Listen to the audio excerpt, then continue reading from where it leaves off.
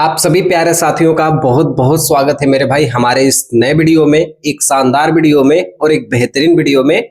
मेरे भाई आज हम लोग पढ़ने वाले हैं कक्षा 10वीं के हिंदी में जो संस्कृत है उसके हम 7वें चैप्टर पे आ गए हैं। और ये क्लासेस मेरे भाई मैंने आपको बताया है कि ये डेली क्लासेस 7 बजे हमारी स्टार्ट होती है। ठीक है, तो आज हम लोग मेरे भाई पढ़ने वाले हैं आरूढ़ी श्वेत केतु संवाद के बारे में पढ़ने वाले हैं। देखो कई सारे लोग कहते हैं कि ये चैप्टर थोड़ा कठिन है, ये चैप्टर हमको समझ में नहीं आता है। तो कई सारे लोगों की मेरे भाई अपनी अलग अलग समस्याएं होती है। ठीक है मेरे भाई, लेकिन देखो मेरे भाई मैं आपसे सिर्फ एक ही चीज रिक्वेस्ट करूंगा कि आप लोग डिस्क्रिप्शन में जाना। डिस्क्रिप्शन में इस चैप्टर की पूरी कहानी बताई गई है। इस कहानी को मैं खुद अपने हाथों से लिखा हूं। उस कहानी को आप लोग क्या करना, लिख लेना। ठीक है, बहुत छोटी सी कहानी है, उस कहानी को आप लोग लिख लेना। अगर इस चैप्टर से कोई भी गद्यांश आपके एग्जाम में पूछा जाता है तो आप उस कहानी को अपने एग्जाम में लिख देना। ठीक है मेरे भाई, क्योंकि ये मेरे भाई चैप्टर जो है ये उपनिषद है, ये संस्कृत उपनिषद से ही संस्कृत बनाया जाता है। ठीक है, तो ये उपनिषद है और उपनिषद जो होते हैं ना वो थोड़ा कठिन होते हैं, उनके शब्द थोड़े कठिन होते हैं। तो मैं अपना बेस्ट आपको आज देने वाला हूं, मतलब मैं आपको यह चैप्टर उतनी तरीके से अच्छे तरीके से पढ़ाऊंगा ताकि आपको ये चैप्टर में आपको अपना कॉन्फिडेंस आ जाए। ठीक है, और यहाँ से आपका एक भी क्वेश्चन गलत ना हो, उसी आधार पे मेरे भाई हम पढ़ने वाले हैं। तो सबसे पहले हम इस चैप्टर को पढ़ लेते हैं, फिर डिस्क्रिप्शन में जाके उसको हम नोट कर लेंगे। यदि हमारे एग्जाम में यहाँ से कोई भी चीज पूछा जाएगा तो हम वही डिस्क्रिप्शन में लिखे हुए चीज को जाके एग्जाम में लिख देंगे। ठीक है, चलिए तो हम लोग इस चैप्टर को शुरुआत करते हैं। चीजों को एकदम स्पष्ट रूप से आप लोग भी समझना, जितना मैं आपसे मेहनत कर रहा हूं मेरे भाई आप लोग से भी मेरा रिक्वेस्ट है कि एकदम ध्यान से इस क्लास को देखना। कोई एक लाइन भी मेरे भाई मिस मत करना, क्योंकि ये चैप्टर कुछ इसी प्रकार से होने वाला है कि यदि आप एक लाइन भी मिस करते हैं तो आपको ये चीज नहीं आएगी। ठीक है, तो इस चीज को बड़ा ध्यान से आप सुनना, मैं जो बोल रहा हूँ मेरे हर एक लैंग्वेज को ध्यान देना। ठीक है, चलिए देखिए हमारे चैप्टर का नाम है मेरे भाई आरूढ़ी श्वेत केतु संवाद। तो जो आरूढ़ी होता है मेरे भाई वो पिता होते हैं, श्वेत केतु बेटा होता है, और संवाद का मतलब दोनों में बातें होती है। ठीक है, तो ये एक उपनिषद है। तो जो श्वेत केतु होता है मेरे भाई ना, ये 12 वर्ष का जब होता है, जब ये 12 वर्ष की आयु का श्वेत केतु होता है तो ये चला जाता है गुरुकुल में। गुरुकुल में जाकर अपने गुरु से सभी वेदों को सीखता है, सभी वेदों पुराणों को पढ़ता है, और वहां से सभी प्रकार के ज्ञान को लेकर जितनी भी किताबें गुरुकुल में रहती हैं सभी किताबों को पढ़कर श्वेत केतु अपने घर आता है 24 वर्ष की उम्र में। जब वो 24 वर्ष की उम्र अपने घर आता है ना तो उसके पास एक अंदर घमंड होता है, उसके अंदर एक घमंड होता है कि मैं इस दुनिया का सबसे ज्ञानी व्यक्ति हो गया हूं, और अपने आप को मानता है कि मैं सभी वेदों का ज्ञान अपने पास ले लिया हूं। इसलिए श्वेत केतु अपने अंदर घमंड ले लेता है। जब श्वेत केतु अपने पिताजी के पास जाता है तो उसके पिता कहते हैं कि तुम अपने आप को इतना घमंडी क्यों मान रहे हो, तुम्हारे पास इतना घमंड कहाँ से आ गया, तुम वेदों को ज्ञान करके तुम वेदों को पढ़ के आ गए हो तो तुम अपने आप को घमंडी मान रहे हो, ऐसा क्यों कर रहे हो। तो भाई बाप बाप होता है, बेटा बेटा होते हैं।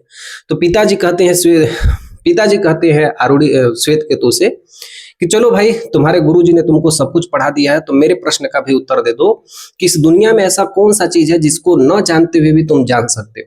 इस दुनिया में ऐसा कौन सा चीज है जो तुम्हें नहीं पता है फिर भी तुम उसे जान सकते हो, क्या तुम्हारे गुरुजी ने ये नहीं बताया। तो श्वेत केतु एकदम स्तब्ध रह गया, एकदम सकपका गया। तो श्वेत केतु कहता है कि भाई पिताजी हमको ये बात तो हमारे गुरुजी नहीं बताया है, आप ही बताइए। तो यही हमारे पहले गद्यांश में, इसी को हम लोग पढ़ने वाले हैं। ठीक है, चलिए देखिए कुछ पहली लाइन में मेरे भाई इस तरह दिया गया है कि सह मने वह 12 वर्ष उपेत्य मतलब 12 वर्ष गुरुकुल में रहकर, 12 वर्ष उपेत्य का मतलब 12 वर्ष गुरुकुल में रहकर, श्वेत केतु की बात करना हूं मैं। ठीक है, श्वेत केतु 12 वर्ष गुरुकुल में रहकर चतुर्विंशति वर्ष 24 वर्ष की आयु में सर्वान वेदानधीत्य सभी वेदों को पढ़कर, सर्वान वेदानधीत्य का मतलब सभी वेदों को पढ़कर, महामना का मतलब अपने आप को महान समझने लगा। यानी मेरे भाई 12 वर्ष की उम्र में श्वेत केतु गुरुकुल में जाता है, 24 वर्ष की आयु में सभी वेदों को पढ़कर अपने आप को महान समझने लगता है। अनुचानमापी का मतलब वह यह सोचता है कि मैं सब कुछ पढ़ लिया हूं, इसका मतलब यही होगा। अनुचानमापी का मतलब वह यह सोचने लगता है कि अब मेरे पास सभी प्रकार की ज्ञान हो गई, अब मैं सब कुछ पढ़ लिया हूं। स्तब्ध का मतलब अहंकारी भाव से, एआय का मतलब घर आता है। ठीक है। उसके मन में एक विचार आता है कि मैं अब सभी वेदों को पढ़ लिया हूं, सभी जानकारी मेरे पास आ गई है, और घमंड के भाव से अपने घर आता है। ठीक है, चलिए देखिए आगे की लाइन में कहा गया है मेरे भाई कि तह तब पीतोवास उसके पिताजी कहते हैं, तब श्वेत केतु के पिता जो आरूढ़ी होते हैं वह श्वेत केतु से कहते हैं, क्या कहते हैं कि श्वेत केतु, हे श्वेत केतु, यनु सौम्य, हे मेरे पुत्र, क्या कहते हैं मेरे भाई कि श्वेत केतु मतलब हे श्वेत केतु, यनु सौम्य मतलब मेरे प्रिय पुत्र, महामना, तुम इतना अपने आप को महान क्यों मान रहे हो, तुम इतना अपने आप को घमंडी क्यों मान रहे हो। जब श्वेत केतु अपने घर आते हैं तो श्वेत केतु के पिता जो आरूढ़ी होते हैं वो श्वेत केतु से कहते हैं कि तुम अपने आप को इतना घमंडी क्यों मान रहे हो, अपने आप को तुम इतना महान क्यों मान रहे हो। अनुचान माने स्तब्ध, अपने आप को सभी वेदों को पढ़कर इतना घमंड क्यों कर रहे हो। अघस्तुतः तम आदेशम प्रार्थ्य, तो इसके बाद आरूढ़ी जो होते हैं वो कहते हैं कि चलो जब तुम्हारे गुरुजी ने तुमको सब कुछ पढ़ा दिया है, तुम गुरुकुल में सभी किताबों को पढ़ के आ गए हो, तो मेरे एक प्रश्न का उत्तर दे दो कि इस दुनिया में ऐसा कौन सा चीज है जो अज्ञात होते हुए भी तुम उसको ज्ञात कर सकते हो। यह बात सुनकर आरूढ़ी जो श्वेत केतु होता है वो कहता है कि ये चीज तो हमारे सर नहीं पढ़ाए थे, हमारे गुरुकुल के जो स्वामी थे हमको ये चीज नहीं पढ़ाए थे, ना ही हमने इसको किताबों में कहीं पढ़ा है। चीजों को ध्यान से समझना मेरे भाई। उनके पिताजी कहते हैं कि तुम्हें ऐसा कौन सा चीज है जो तुम्हें अज्ञात होते हुए भी वो तुम्हें ज्ञात हो सकता है। तो भाई साहब दिक्कत ये हुई कि भाई जो श्वेत केतु होता है कहता है कि ये चीज हम पढ़ के नहीं आए, तो फिर वही कहते हैं कि अघस्तुतः, तब अब सुनो, तम आदेशम प्राध्य, तब उस शिक्षा को भी सीख लो जो तुम्हें ये बता दे कि तुम्हें नहीं पता है फिर भी उसे तुम पता कर सकते हो। ठीक है, यही हम लोग के संग होता है मेरे भाई, रियलिटी बात है मेरे भाई। पहले चीजों को ध्यान से समझना, हम एग्जाम में वही लिखते हैं मेरे भाई जो हम यहाँ से पूरा चीज पढ़ के आए हुए होते हैं या हमारे जो सर पढ़ाते हैं। और कोई यदि कोई पूछ देता है तो हम लोग यही कहते हैं कि अभी हमारे सर जी ये नहीं पढ़ाए हैं, हमको ये चीज नहीं पता है। यस या नो, कभी आप लोग के संग होता है कि नहीं होता है। कोई कुछ पूछ देता है तो आप यही कहते हो कि भाई हमारे सर हमको नहीं पढ़ाए हैं, हम ये नहीं जानते। ठीक है, तो वही उसके संग श्वेत केतु के संग हुआ था। चलिए मेरे भाई देखिए अब दूसरे गद्यांश में क्या होता है। ठीक है, देखिए मेरे भाई दूसरे गद्यांश में क्या होता है कि जो आरूढ़ी होते हैं, जो श्वेत केतु के पिता होते हैं, तो आरूढ़ी अपने श्वेत केतु पुत्र से कहते हैं कि जब तुम्हें ये ज्ञान तुम्हारे गुरुजी ने दिया ही नहीं, कि जो तुम्हारे पास ज्ञान है ही नहीं उसे तुम ज्ञात कर सकते हो, जब तुम्हारे ये गुरुजी ने ये ज्ञान दिया ही नहीं, तो तुम ऐसा करो कि तुम किसी क्या कर जाओ, तुम किसी कुटिया में चले जाओ और वहां पे सभी वेदों को, सभी ज्ञान को फिर से दोबारा पढ़ो। फिर उसके बाद, क्योंकि हमारे घर में एक परंपरा है कि जिसके पास सभी ज्ञान हो जाता है, जिसके पास ये शक्ति हो जाती है, वही हमारे घर रहता है।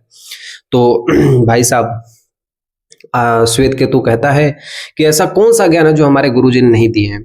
आरूढ़ी कहते हैं कि भाई तब मुझे बता दो, तुम ऐसा मुझे बताओ जो तुम सुन नहीं सकते फिर भी वो तुम्हें सुनाई दे दे, जो तुम जानते नहीं हो फिर भी तुम वो जान सकते हो, और कहते हैं कि जो तुम सोचे नहीं हो फिर भी वो तुम सोच सकते हो। क्या तुम्हारे पास ऐसा ज्ञान तुम्हारे गुरुजी दिए हैं। तो श्वेत केतु कहता है कि ऐसा तो हमारे गुरुजी ने ज्ञान नहीं दिया है। तो फिर कहते हैं, आरूढ़ी कहते हैं कि तब जाओ भाई, जब तुम्हारे गुरुजी ने ऐसा तुम्हें सिखाया ही नहीं है, तुम अपने आप को बहुत ज्ञानी मान रहे हो, अपने आप को बहुत घमंडी मान रहे हो, तुम सारे वेद को पढ़ के आ गए हो, तो जाओ भाई किसी कुटिया में जाके फिर से अपने वेदों को पढ़ो और जाके ये सीख लो, तब यहाँ पे आना। तो आरूढ़ी से श्वेत केतु कहता है कि पिताजी जब आप ही ये सब जानते हैं तो आप मुझे बता दीजिए, जब आप ही ये सब जानते हो तो आप ही मुझे सब ये सब बता दीजिए। देखिए तो यही दूसरे गद्यांश में कहा गया है। देखिए दिया है कि श्वेत केतु हारूढ़े, आरूढ़ी का पुत्र कौन था, श्वेत केतु था। तह हम पितोवाच, तब उसके पिताजी श्वेत केतु से कहते हैं, क्या कहते हैं कि हे श्वेत केतु, हे श्वेत केतु, बस ब्रह्मचर्यम, गुरुकुल में जाओ ब्रह्मचर्य अपनाओ। देखो मेरे भाई इस लाइन को एकदम ध्यान से देखो। आरूढ़ी का पुत्र श्वेत केतु होता है, श्वेत केतु मतलब आरूढ़ी अपने पुत्र श्वेत केतु से कहते हैं कि हे श्वेत केतु, फिर से जाओ कुटिया में, फिर से जाओ गुरुकुल में और ब्रह्मचर्य को अपनाओ, अपने अंदर ब्राह्मण को वास करो। ठीक है, वो शिक्षा लेके आओ जो तुम्हें चाहिए।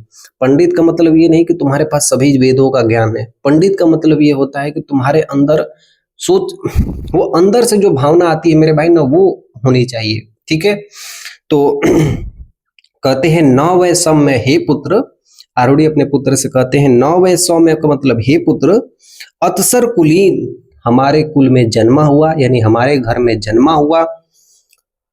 अननुच्च का मतलब बिना पढ़े, मतलब बिना इसको ज्ञान लिए हुए। ब्रह्म बंधु न भवती, केवल ब्राह्मण का नाम मात्र नहीं हो पाता है। मतलब हमारे कुल में जन्मा हुआ कोई भी व्यक्ति हो, जब तक उसे ये ज्ञान नहीं हो सकता है कि बिना सोचे वो सोच ले, बिना जाने भी वो चीजों को जान ले, बिना सुने ही वो चीजों को सुन ले, तो तब तक तुम ब्राह्मण नहीं कहलाओगे। ठीक है, तो जो महात्मा होते हैं ना, तो वो बिना सुने ही आपके मन की आवाज को सुन लेते हैं। यस या नो? तो वही चीज बताना चाहते हैं अपने पुत्र श्वेत केतु को। ठीक है, देखिए कहते हैं कि तुम्हें ये चीज जाननी है। क्या चीज जाननी है? कि अश्रुतम श्रुतम भवती, कि जो सुना हुआ ना हो वो भी तुम्हें सुनाई दे दे। अमतम मतम, जो सोचा हुआ ना हो फिर भी वो तुम्हें सोच लो। ठीक है, जो तुम सोचे नहीं हो फिर भी वो तुम सोच लो। अविज्ञात विज्ञानम, जो नहीं जानते हो वो भी तुम जान लो। ठीक है मेरे भाई, समझ में आ रहा है कि नहीं आ रहा है?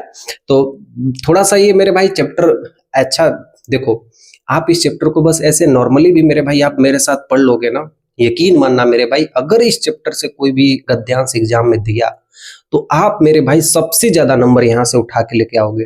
ठीक है, चलो मेरे भाई देखो कथम नु भगवा, मतलब हे पिताजी ये कैसे हो सकता है।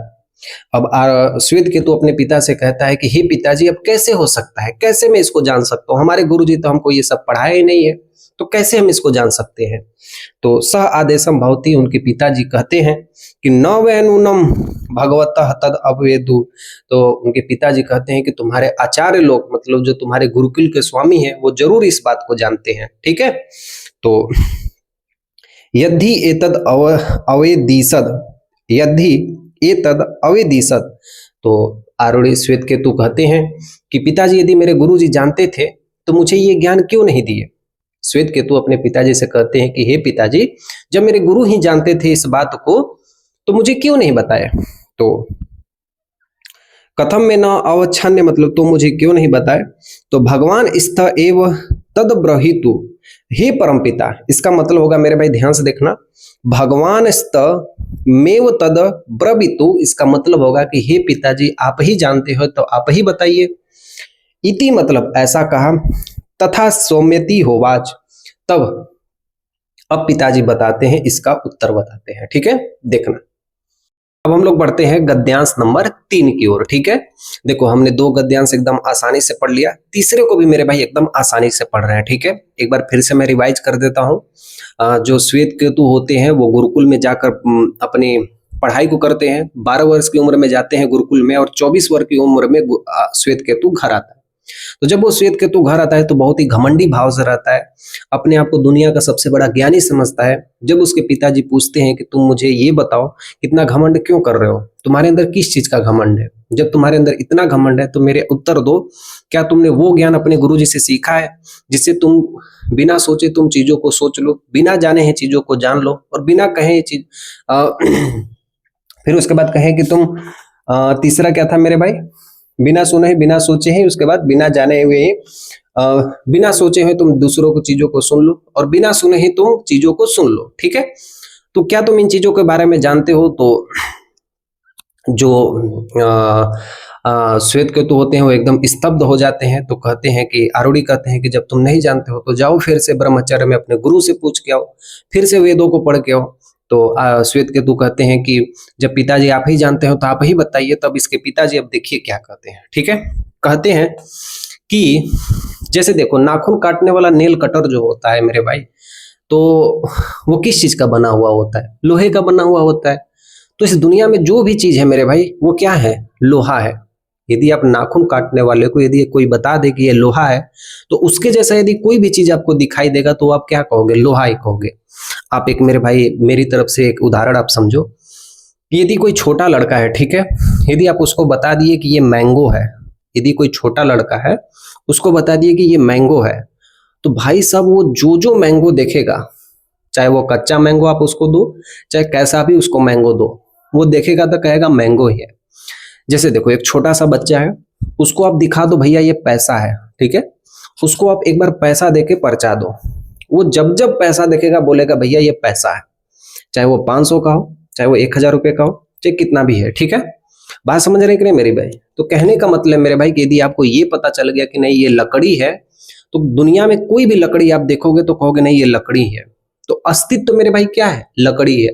चाहे उसका कुर्सी बना दो, चाहे आप उसका मेज बना दो, चाहे आप उसका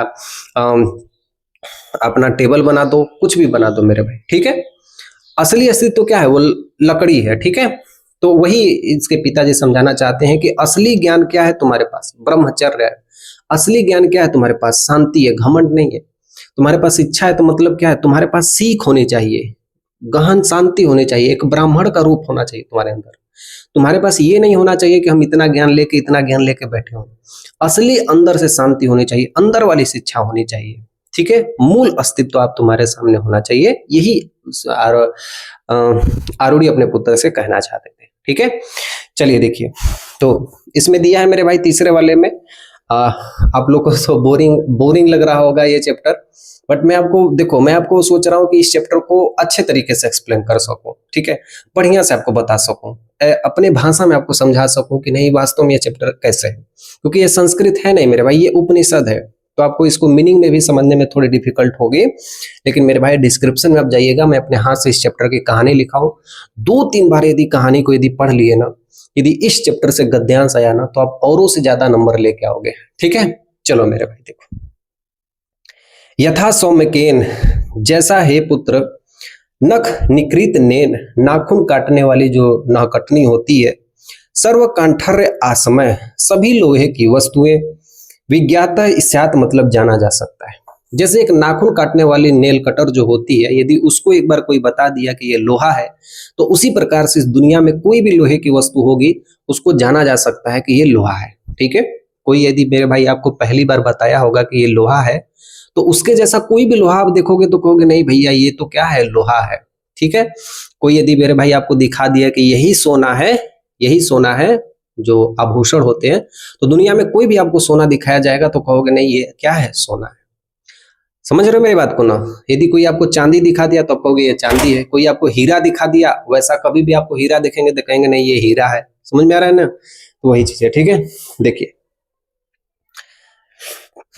आचार भ्रमण केवल नाम का भेद है, केवल नाम का भेद है। चाहे लकड़ी है मेरे भाई, आप उसका बेड बना दो, चाहे कुर्सी बना दो, बस नाम बदल जाएगा।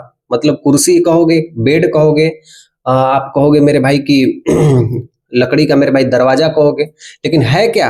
लकड़ी है। तो वही कह रहे हैं कि आचार भ्रमण बस नाम का भेद है, विकारः नामधेय, यह परिवर्तन बस नाम मात्र है। जो ये परिवर्तन होते हैं सिर्फ नाम मात्र तो है। कृष्ण आयम इति एव सत्यम, पर सत्य वास्तव में काला होता है। पर सत्य वास्तव में कैसा होता है मेरे भाई? काला होता है। असली सत्य क्या है? वो छिपा हुआ होता है, जो आप दिखा नहीं सकते हो, ठीक है। चाहे आप बेड बना दो मेरे भाई, चाहे आप कुर्सी बना दो, बस उसका अस्तित्व छिपा हुआ होता है कि वो लकड़ी है। बस आप कहते हो कि वो बेड है, वो टेबल है, ठीक है। यथा सौम्य, जैसे हे पुत्र, एकन लोहन मणिरा, एक लोहे के टुकड़े को, सर्वलोहमयम, सभी लोहे की वस्तुएं से, विज्ञानम स्यात् मतलब समझी जा सकती है। कोई एक लोहे की वस्तु को आपको दिखा दिया तो उस दुनिया में जो भी लोहे की वस्तु है वो समझी जा सकती है, या जानी जा सकती है, या पहचानी जा सकती है, ठीक है।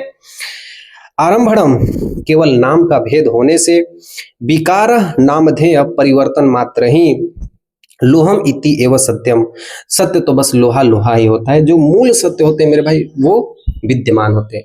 इसलिए अपने अंदर मेरे भाई यही ध्यान देना कि जो ज्ञान है, आरूढ़ी श्वेत केतु से कहते हैं कि जो तुम्हारे अंदर ज्ञान है, वो ज्ञान तुम्हारा मूल अस्तित्व का होना चाहिए।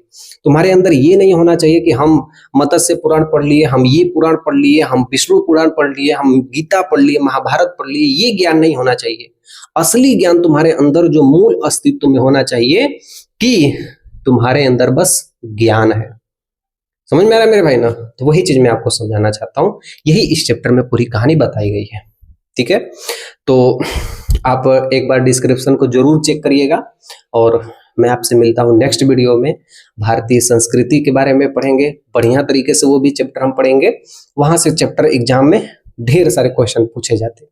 तो एक ही बार मिलेंगे हम भारतीय संस्कृति में अगले दिन 7 बजे। मिलता हूँ नेक्स्ट वीडियो में, तब तक के लिए मेरी तरफ से सेवा समाप्त। ख्याल रखना अपना, दोस्तों को भी शेयर करना, सब्सक्राइब करना, लाइक भी करना। मिलता हूँ नेक्स्ट वीडियो में, तब तक के लिए जय हिंद, सेवा समाप्त।